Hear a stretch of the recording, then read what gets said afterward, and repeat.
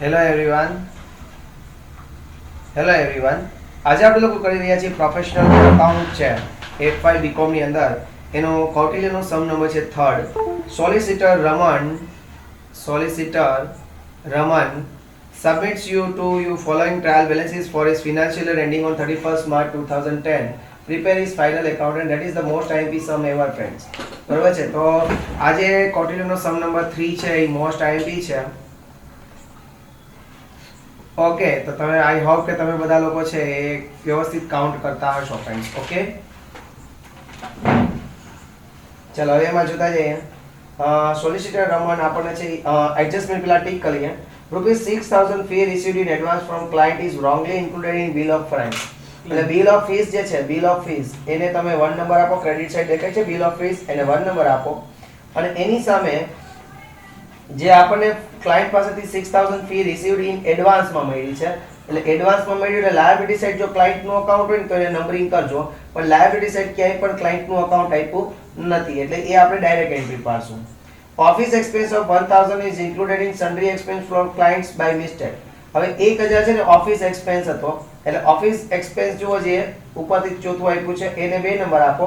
અને ભૂલથી તમે ક્લાયન્ટના સન્ડ્રી એક્સપેન્સમાં રૂપિયા નાખી દીધા તો ક્લાયન્ટ સન્ડ્રી એક્સપેન્સને પણ 2 નંબર આપો friends. Okay, interest is to be counted at 20% on capital, તો કેપિટલને 3 નંબર આપો, પણ એ કેપિટલ તો આપણે ડાયરેક્ટ લખી નાખશું. Depreciation at 10% on building, office equipment and library books. ચાલો, ઓફિસ ઇક્વિપમેન્ટ, લાઇબ્રેરી બુક્સ ને ઓફિસ બિલ્ડિંગ ત્રણેય લાઈનમાં જ આપ્યા છે, એને 4 નંબર આપો. એક mister Mahesh is to join in partnership. હવે બીજો ક્વેશ્ચન એને પૂછ્યો છે, બરાબર, એ બીજો ક્વેશ્ચન પૂછ્યો છે. અત્યારે પહેલા આપણે આપણું કામ કરીએ. આપણે લોકોએ શું કરવાનું છે, ફાઇનલ અકાઉન્ટ બનાવવાના છે. In the books of solicitor Shri Raman લખો. In the books of solicitor વકીલ, in the books of solicitor Shri Raman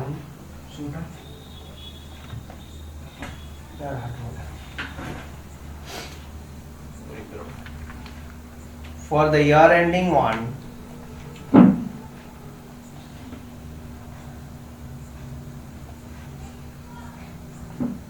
31st March 2010.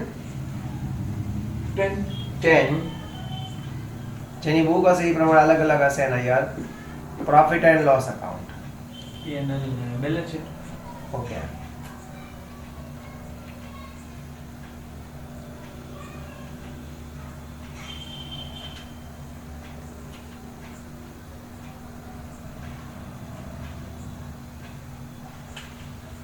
The books of solicitor. Shri Raman પછી for the year ending on 31st March 2010.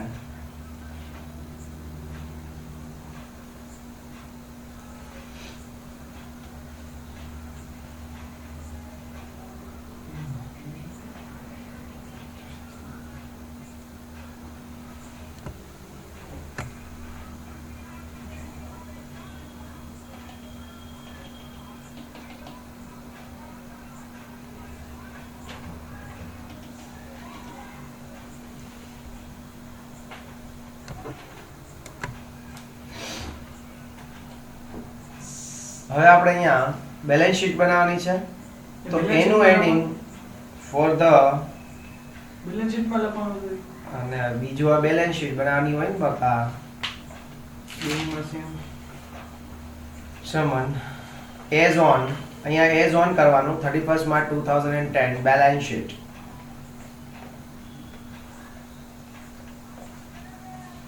અહીંયા આપણે શું બનાવવાની છે ફ્રેન્ડ્સ, બેલેન્સ શીટ બનાવવાની છે. ઓકે,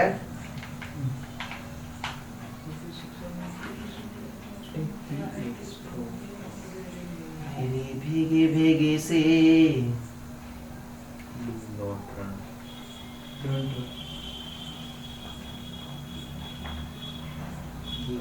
ડોલ કરીએ પણ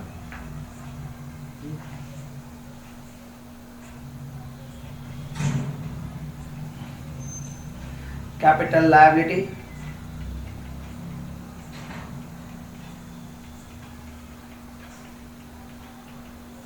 amount rupees, assets receivable,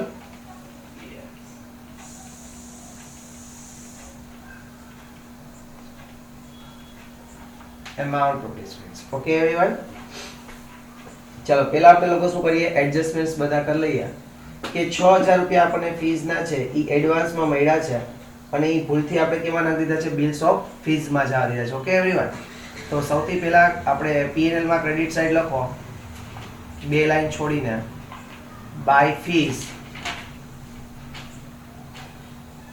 P&L માં ક્રેડિટ સાઈડ લખો બાય ફીસ અને એમાં આપ્યા છે આપણને કેટલા બિલ ઓફ ફીસ કેટલા છે 1,96,000 જો આડા આવું થઈ ગયું છે બાય ફીસ અને ઇનર કોલમમાં લખજો 1,96,000 હજી એના 6000 દીધા minus received in advance 6000 fees હતી ગયા લેક્ચરમાં આપણે કહ્યું હતું રિસીવ્ડ ઇન એડવાન્સ આપણને એડવાન્સમાં મળી હોય તેને શું કરવી પડે માઈનસ એટલે આઉટરમાં ટોટલ ફી આવી ગઈ 1,90,000. ઓકે બીજી ઇફેક્ટ આની આપણે દેવા જાશું આવું જ છે ને દરરોજ રિસીવ્ડ ઇન એડવાન્સ છે ફી રિસીવ્ડ ઇન એડવાન્સ આપણી શું કહેવાય લાયબિલિટી. તો લાયબિલિટી સાઈડ લખીએ fees received in advance fees received in advance કેટલા થશે ફ્રેન્ડ્સ 6,000 નથી ને ભાઈ? Okay that's right. આની બીજી એન્ટ્રી લાયબિલિટી માં આપવાની કેની હા આપી દીધી ને આવી આપવાની office expense of 1000 is included in sundry expense for client by mistake. હવે જો ઓફિસ એક્સપેન્સ તો કેટલા રૂપિયાનો 1000 રૂપિયાનો ઈ ભૂલથી આપણે ક્લાયન્ટના સન્ડરી એક્સપેન્સમાં જવા દીધો. એટલે પહેલા જોવાનું કે ક્લાયન્ટનું સન્ડરી એક્સપેન્સ કેવું છે ડેબિટ છે કે ક્રેડિટ છે તો કે ડેબિટ છે. જોવાનું ડેબિટ. ડેબિટ એટલે એનો મતલબ ડેબિટ એટલે બેલેન્સ શીટ ડેબિટ સાઈડ એટલે કઈ થઈ અસેટ સાઈડ. અસેટ સાઈડ તો અસેટ સાઈડ આપણે લખવાનું client sundry expense clients sundry expense કેટલા રૂપિયા આપ્યું છે 15,000. હવે તમે શું કર્યું છે એ જરાક પાછું વાંચો શું કહે છે કે ઓફિસ એક્સપેન્સ 1000 રૂપિયા તો એ ભૂલથી આપણે ક્લાયન્ટના ખર્ચામાં જવા દીધો છે. હવે જો આનો મતલબ શું થયો કે આપણે 15,000 ક્લાયન્ટ પાસે માંગીએ છીએ અસેટ સાઈડ મતલબ શું હોય આપણે 15,000 ક્લાયન્ટ પાસે ખર્ચાના માંગીએ છીએ. હવે 1000 ઓફિસનો ખર્ચો તો આપણને એમ કે ક્લાયન્ટનો ખર્ચો એટલે આપણે ક્લાયન્ટમાં પ્લસ કરી દીધો હોય બરોબર છે પણ ખરેખર કેનો હતો ઈ ઓફિસ નો એટલે ક્લાયન્ટ પાસેથી માઈનસ કરી દેવો પડે બરોબર છે ઓફિસ એક્સપેન્સ 1000 આઉટર માં જા દો 14,000. હવે આ ઓફિસ એક્સપેન્સ છે ઈ P&L માં ડેબિટ કરવો પડશે. હા P&L માં ડેબિટ સાઈડ લખો ટુ ઓફિસ એક્સપેન્સીસ કેટલો આપ્યો છે જોજો પહેલા ઓફિસ એક્સપેન્સ 15,000 નહીં ઓફિસ એક્સપેન્સ 25,000 એટલે પ્લસ 1,000 કરના 25,000 plus included in office expense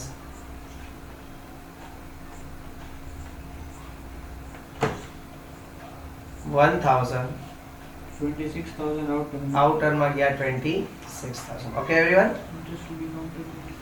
એના પછી interest is to be counted 20% on capital. Capital પર 20% interest count કરવાનો. તો લોકો liability side સૌથી પહેલા capital. ચલો capital તમને કેટલી આપી છે friends 50,000 liability credit side જો પહેલી જ છે capital 50,000 એના 20% plus interest એમાં interest કરશું એટલે કાઉન્ટેડ નોટ કાઉન્ટેડ હોય તો માઈનસ કરવાનું નહીં કાઉન્ટ જ કરવાના હોય 20% કરો એટલે 10,000 થાય ફ્રેન્ડ્સ. ફર્મ છે એ ઇન્ટરેસ્ટ આપે કેપિટલ ઉપર તો ફર્મ ને શું થાય એક્સપેન્સ થાય અને એક્સપેન્સ આપણે P&L માં ડેબિટ કરશું to interest on capital 20% 10,000 10,000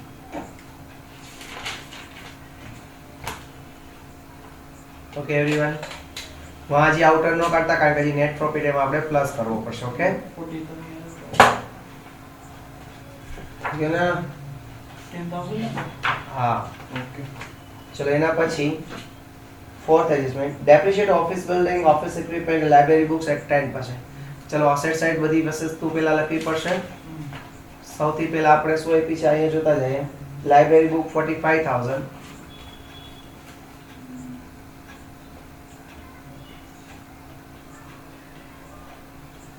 minus depreciation 10%, એટલે 4500.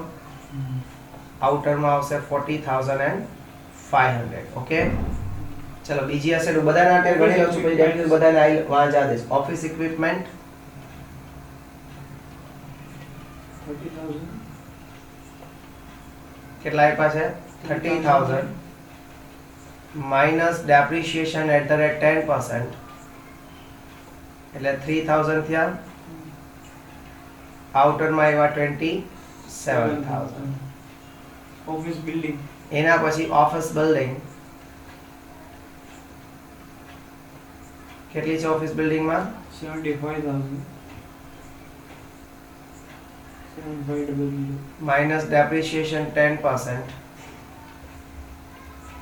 7500,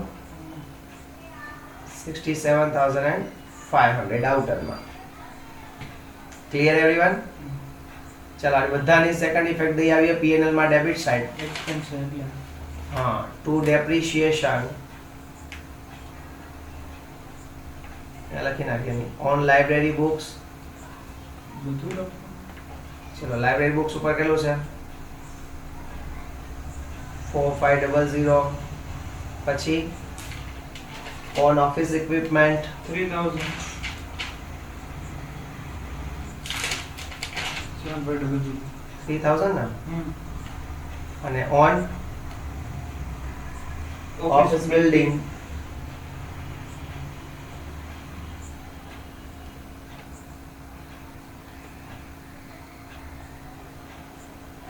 ઓકે એવરીવન, આવડ્યું બધાને? આઉટરમાં લખવાનું.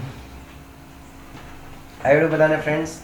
That's great. ચાલો હવે એડજસ્ટમેન્ટ બધા ખતમ થઈ ગયા છે. હવે બાકીની જેટલી વસ્તુ એ લખી નાખીએ. Library book, office equipment, building આવી ગયું, office expense, salary and allowances. Asset. PNL માં ડેબિટ સાઈડ હા. એક્સપેન્સ ને સેલરી શું થયું? અસેટ થઈ ગઈ.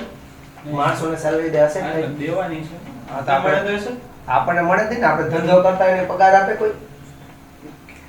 ટુ salaries and allowances લખો. To salaries and allowances 30,000. 30,000. એના પછી bank balance office. Bank balance asset લખો. Bank balance office 20,000. Clients 10,000.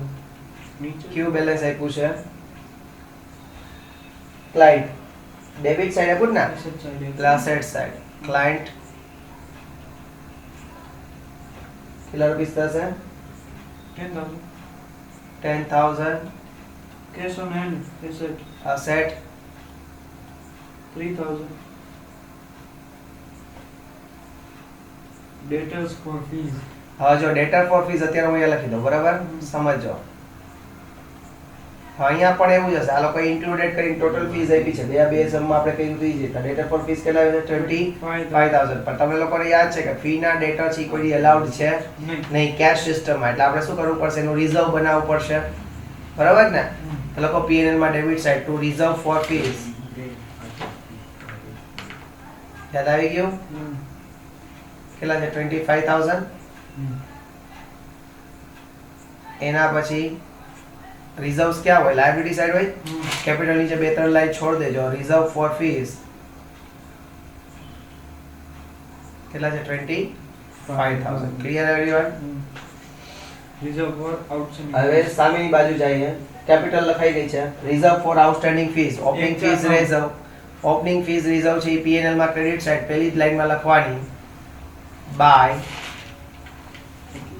Reserve for fees reserve. Opening out બે રિઝર્વ હોય.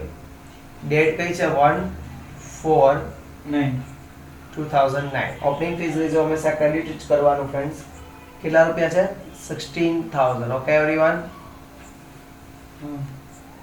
ચાલો પછી appreciation premium. Apprentice premium received on 1/4/2009 for 2 years. હવે સમજો આપણે કયું યરમાં છીએ? તો કે 31/3/2010. આપણે 31/3/2010 એ વર્ષ પૂરું થાય એટલે ચાલુ ક્યારે થયું હોય? 1/4/9 થી 31 3 10 હોય ને, હમ. બરાબર છે. એટલે એનો મતલબ કે આ એપ્રેન્ટિસ પ્રીમિયમ 1/4/2009 એ ભાઈ આવ્યો અને આપણને કેટલા રૂપિયા આપ્યા એને 10,000. પણ ઈ કેટલા વર્ષના છે? 2 વર્ષના. એટલે આ વર્ષના કેટલા છે? ખાલી 5,000 રૂપિયા થાય. 1/4/2009 આપણા વર્ષની શરૂઆત થઈ ને, આપણા વર્ષની શરૂઆત થઈ અને આ એપ્રેન્ટિસ શીખવા આવ્યો. બેની એક જ તારીખ છે. એટલે અહીંયા આવ્યો ને એને આપણને 10,000 રૂપિયા આપ્યા. હમ. પણ ઈ કેટલા વર્ષ માટે આપ્યા? 2 વર્ષ બે માટે. વર્ષ. તો 5,000 આ વર્ષના થાય. તો આ વર્ષ આ વર્ષની ઇન્કમ છે એ P&L માં ક્રેડિટ કરું બાય એપ્રેન્ટિસ પ્રીમિયમ. 31 10 એટલે 11 માં ચાલુ થયું. 5,000 અને બાકીના જે 5,000 છે એને આપણે એડવાન્સ તરીકે આપ્યા છે. એટલે હું બેલેન્સ શીટમાં લાયબિલિટી સાઈડ લખીશ એડવાન્સ રિસીવ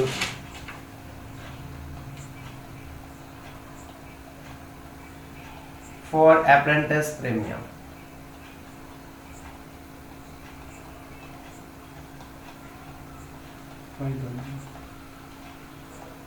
Liability. 5,000 એડવાન્સ થઈ ને મેં કઈ entry કરી? Credit side advance apprentice premium. Okay. Apprentice premium ખાલી apprentice premium account. Okay everyone. Hmm. ચલો એના પછી આપણને આપ્યું છે આઉટસ્ટેન્ડિંગ સેલરી. ક્યાં લખશું આઉટસ્ટેન્ડિંગ સેલરી? આઉટસ્ટેન્ડિંગ સેલરી છે શબ્દને પકડો એટલે લાયબિલિટી સેલરી ચૂકવવાની બાકી એટલે આઉટસ્ટેન્ડિંગ સેલરી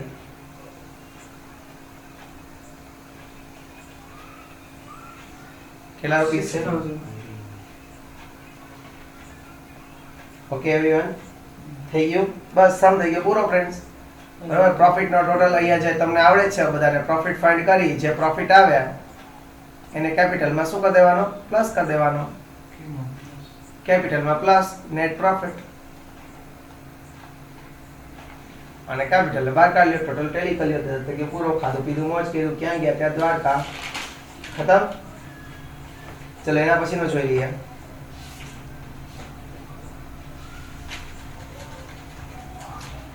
સાતમો જોઈએ ફ્રેન્ડ્સ અત્યારે 30-25. નહીં હજી એક ક્વેશ્ચન પૂછ્યો તો એ ક્વેશ્ચનનો આન્સર દેવો પડશે એટલે એના માટે આપણે સમને કમ્પ્લીટ કરવો પડશે. તો હાલો સમને કમ્પ્લીટ કરીએ. બરાબર. ચાલો ક્રેડિટ સાઈડનો ટોટલ કરો ફ્રેન્ડ્સ. 190.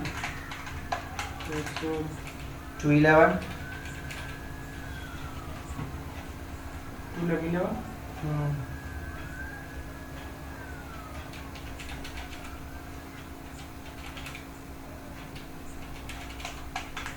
હવે ડેબિટ સાઈડ બધી માઈનસ કરો. 120,000.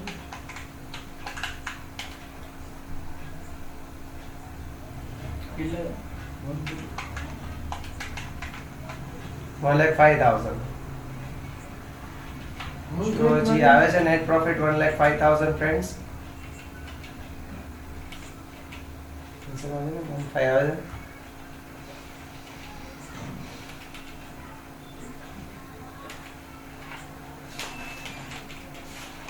$120,000. 1,05,000 આવી ગયો. એ ટોટલ બ્લોક થઈ ગયું છે. પ્લસ પ્રોફિટમાં આપણે એડ કરી દઈશું પ્લસ 1,05,000 ગાઈસ. હવે કરો જીએ કેટલો ટોટલ 1,05,000 પ્લસ 50,000 પ્લસ 10,000 એટલે 1,65,000. ચલો લાયબિલિટી ટોટલ કરો.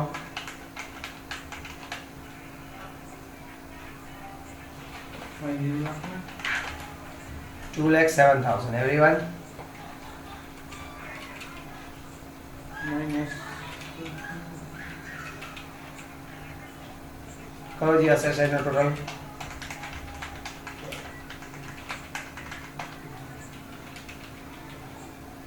zero.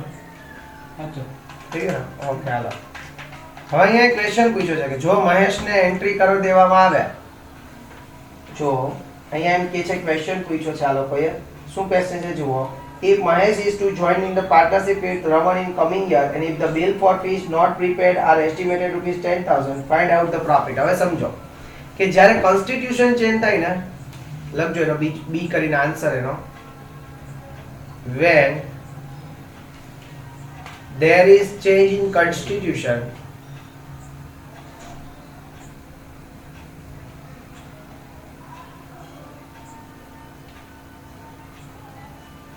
of partnership firm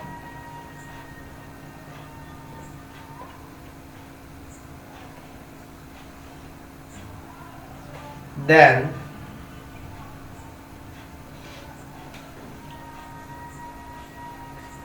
net profit is to be counted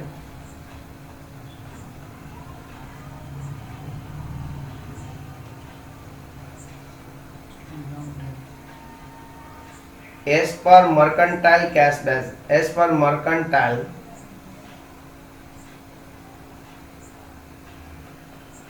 accounting system. એટલે આપણે લોકો જે અત્યાર સુધી કરતા હતા કઈ સિસ્ટમ કરતા હતા કેશ બેઝિસ ઉપર બરાબર મર્કન્ટાઇલ માં કેવું હોય તો કે મળવા બાકીની બધું આવી જાય એટલે એનો મતલબ હોય કે ભાઈ net profit as per cash basis કેટલો હતો net profit as per cash basis 1,05,000 આવ્યો હતો હમણાં આપણે સમ ગણ્યો ને એટલે જો અહીંયા મહેશની એન્ટ્રી થઈ જાય અથવા કોઈ રિટાયર થયો હોય અથવા તો પીએનએલ રેશિયો ચેન્જ કર્યો હોય તો આપણે આ પ્રોફિટ ફરીથી ગણવો પડે પણ એ કેશ બેઝિસ થી ગણવો પડે પ્લસ ફીસ રિઝર્વ આપણે કેટલાનું બનાવ્યું હતું 25,000 નું એ પાછું પ્લસ કરી દેવું પડે કારણ કે પ્રોફિટ માંથી આપણે માઈનસ કરી નાખ્યું હોય બરાબર છે અને હજી એમ કહે છે કે હજી બિલ નથી પડ્યા એટલે ઇનકમ્પ્લીટ વર્ક છે અથવા બિલ્સ નોટ પ્રિપેર્ડ છે ખાલી તમારા માટે લખવાનું બિલ્સ નોટ પ્રિપેર્ડ 10,000 એ પ્લસ કરી દેવા પડે કારણ કે ઓલો નવો આવશે એટલે નવો તો આખી મૂડી જોશે ને એટલે કેટલા થયા હવે જે રિયલ પ્રોફિટ આવે that is 140 this is called real profit બસ ખાલી દેખાડવાનું છે નોટ દ્વારા એને ખાલી બતાવવાનું છે આ સમ્માનું બીજું કોઈ ઇમ્પોર્ટન્સ છે નહીં આ સમ્માન એવડું ઓકે એવરીવન યો જય દ્વારકાધીશ ચાલો જુઓ હવે આપણે 7 સમજુઓ ફ્રેન્ડ્સ